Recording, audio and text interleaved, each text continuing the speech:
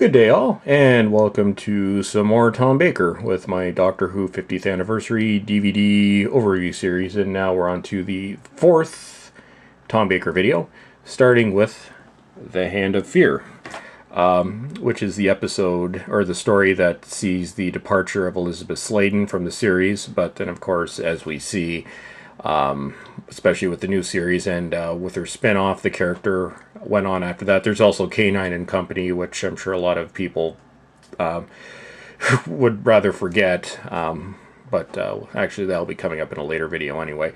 Or what was it called? K9 and Friends, or whatever. It was that really cheesy K9 spin-off. I actually have never watched it on the DVD, so I've watched little segments of it, but I'm going off track here. But anyway, so The Hand of Fear,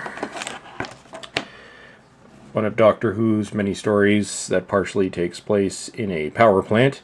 So we got that right there. And this was the end of the Tom Baker Elizabeth Sladen years.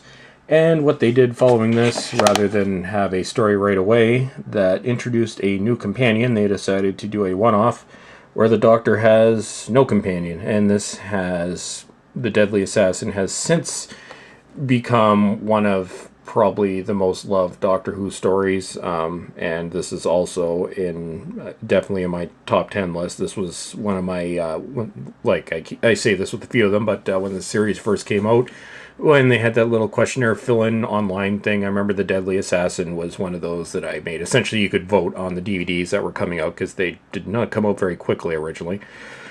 And The Deadly Assassin, so here we go back to Gallifrey. And this is also notable because this is a story that permanently locked Doctor Who into the cycle of 12 regenerations and then you're dead. Well, they've worked around that a little bit with the Master, but this is where this mythology came from, which really was a throwaway line from I think it was script editor Robert Holmes that actually threw it in there.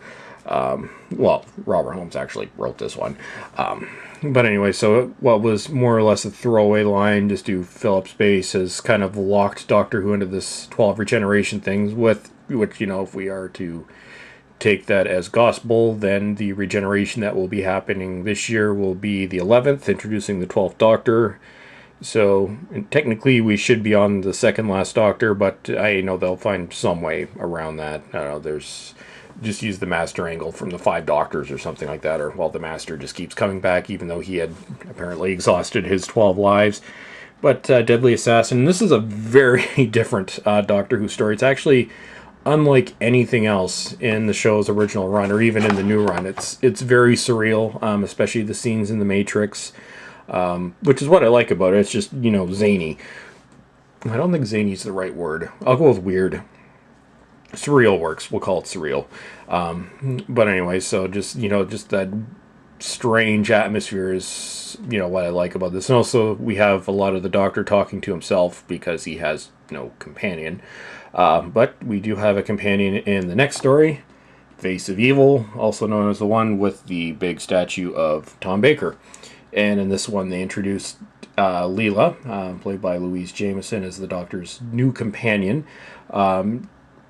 Also kind of picking up on, you know, the strong, independent type of companion that they'd started with Elizabeth Sladen, and then they carried it on with Leela, who, even though, I guess, from a backwards tribe, she was the most intelligent of that tribe, and, you know, that they do play off that. And one thing, though, Tom Baker and Louise Jameson did not get along during the original run, which has been reported, although they do get along now, so I guess it after a while. Anyway, so here we go. The Face of Evil. And yes, I know, this is the original version. And this is actually an example of how far the DVDs have come since the first one. This is one of the original 3 to come out, and compared to the late, we're going, this was September 2001. Actually, September 11th, 2001 was when Doctor Who debuted on DVD in Region 1, so obviously it was completely foreshadowed, or overshadowed during the period. But this is what the original DVDs look like. At some point I actually did a video, a video featuring the first 3, which was Robots of Death, The 5 Doctors, and Spearhead from Space.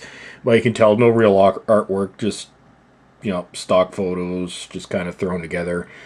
Looks like what a cheap fan cover, I guess, from, well, more recent times. And in terms of DVD extras, well, well, you did have a commentary. You had some model tests of the original footage, studio plans. I can't remember if they were PDF or not, and Who's Who, which used to be a feature on all the Region 1 DVDs where, they'd give you it's text-based, but it gives you the background information. But, yeah, how far we've come. And I keep meaning to get the re-release of this one with, some actual real special features along with all the other ones, but alas, I have not gotten it yet. When I do, I will review it, and I will place a link in the description of this video, so if you see something in the description sometime, say a few years from now, then that means I finally picked it up. But anyways, so that's the end of another Doctor Who DVD overview video. So as always, everyone, thank you for watching, and have yourselves a great day.